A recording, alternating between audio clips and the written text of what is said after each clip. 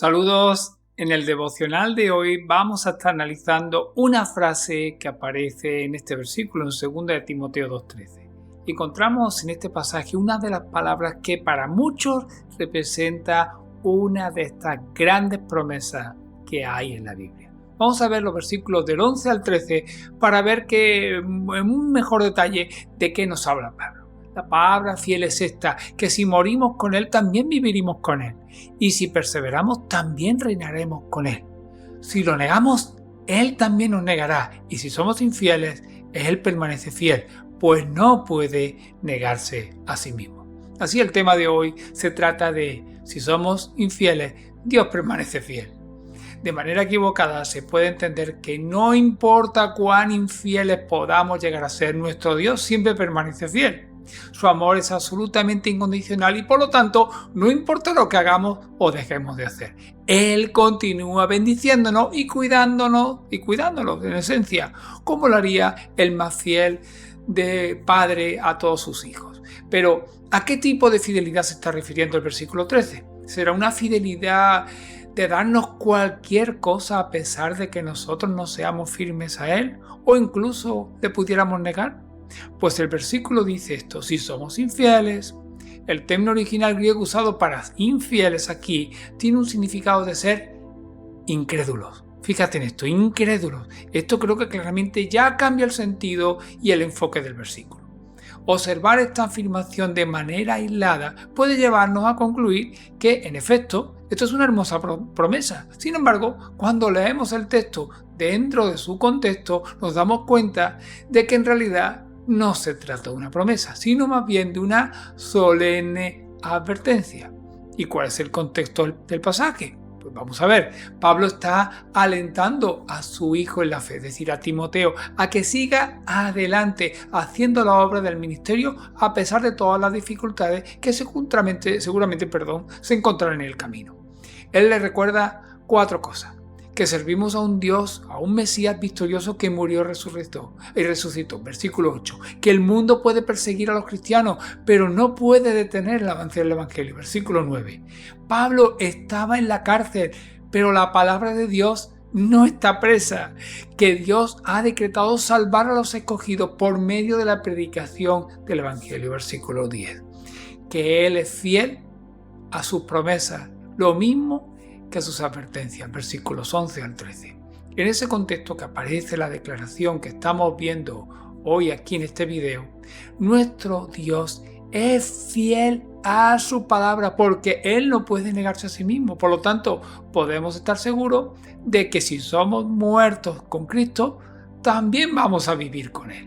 Por supuesto, eso no quiere decir que la única forma de salvarse es muriendo como mártires en nuestra fe. No se está refiriendo a eso. Pablo parece estar usando esta expresión en el mismo sentido de 1 Corintios 15:31, donde dice que Él muere cada día por causa del Señor. También nos dice en 2 Corintios 4:10 que Él lleva siempre en su cuerpo por todas partes la muerte de Jesús, para que también la vida de Jesús se manifieste en nuestro cuerpo.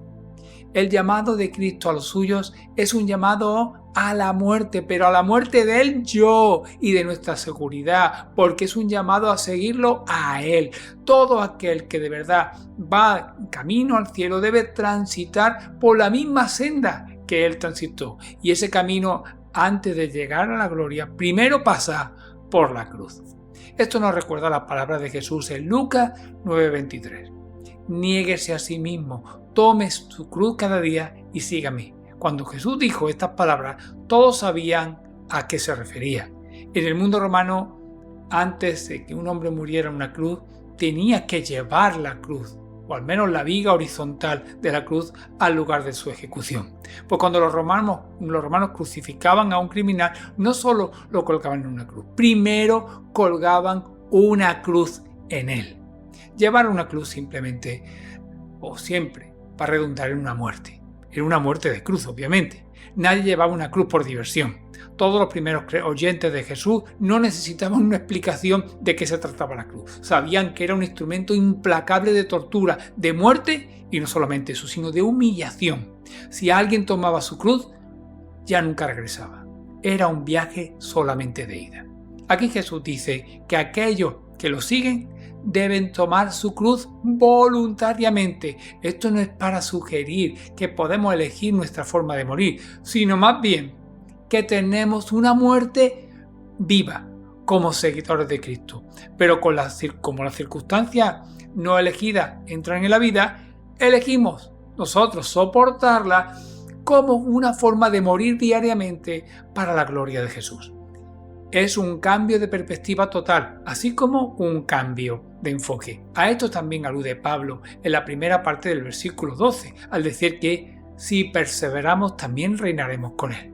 La vida cristiana conlleva un caminar, conlleva una perseverancia y constancia. Nadie puede andar diciendo que es un verdadero cristiano si no está dispuesto a someterse voluntariamente pues a eso, a la voluntad de Dios. No somos salvos por obedecer a Dios ni por hacer buenas obras, pero todos aquellos que ya han sido salvos por gracia, por medio de la fe, muestran la realidad de la gracia y de la fe a través de ¿qué? De la obediencia y de sus buenas acciones u obras a lo largo de su vida, hasta el regreso del Señor o hasta que el Señor nos lleve a su presencia.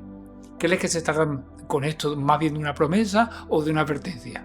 La fidelidad de Dios a su palabra opera también en el sentido contrario. Dice Pablo a partir de la segunda mitad del versículo 12, si negamos al Señor, Él también nos negará. Y si somos infieles, es decir, incrédulos, Él permanece fiel, pues no puede negarse a Él mismo. El apóstol nos dice aquí que el Señor es fiel a su advertencia de que Él negará a los que lo nieguen. En otras palabras, si el Señor dejara de cumplir cualquiera de sus promesas, estaría dejando de ser un Dios fiel. Pero lo mismo sucedería si dejara de cumplir alguna de sus advertencias. Están todos completamente unidos. El Señor Jesucristo fue muy claro al respecto.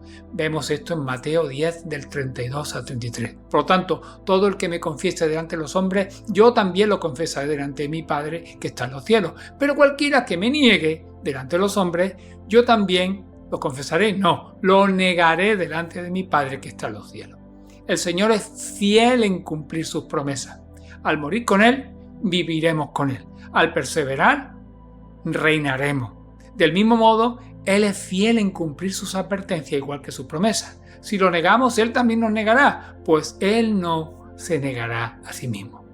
Este no es lugar para discutir la doctrina de la perseverancia de los santos. Yo no quiero aquí entrar en esto, pero hay algo que está muy claro en las Escrituras. La única forma de saber que una persona está siendo perseverada por Dios para salvación es si esa misma persona está perseverando en el camino de la fe. Si se aparta de manera definitiva de la fe que profesa, esa es una prueba inequívoca de que nunca fue un creyente verdadero. Lo podemos ver esto en Mateo 7, 21 al 23, por ejemplo. Esto debería animar a Timoteo y a todos nosotros a no descuidarnos. La salvación es segura para aquel que la tiene. Ningún verdadero creyente se la perderá. Pero la única forma de confirmar la veracidad de nuestra fe es perseverando hasta el fin. Que la advertencia de 2 Timoteo 2:13 nos motive a la piedad tanto como las promesas de los versículos anteriores. En lo uno y en lo otro, Dios siempre es fiel. Dios no puede negarse a sí mismo. Él no puede aceptar como verdadero a alguien que sea falso. Esa fue la razón por la que pronunció una crítica tan fuerte y clara a los dirigentes religiosos de su tiempo. Los llamó hipócritas, porque estaban fingiendo ser lo que no eran. Si Cristo aceptara a alguien que no es genuino, verdadero, realmente se estaría negando a sí mismo, porque Él es verdadero. Por lo tanto, nosotros deberíamos ser tan auténticos como decimos de ser. No dejes que el enemigo te engañe. Dios lo que quiere es que tú perseveres en su camino, para que sí demostremos, como hemos dicho, que somos verdaderamente sus hijos. Gracias por ver el video y te espero en el próximo devocional de la serie. Dios te bendiga.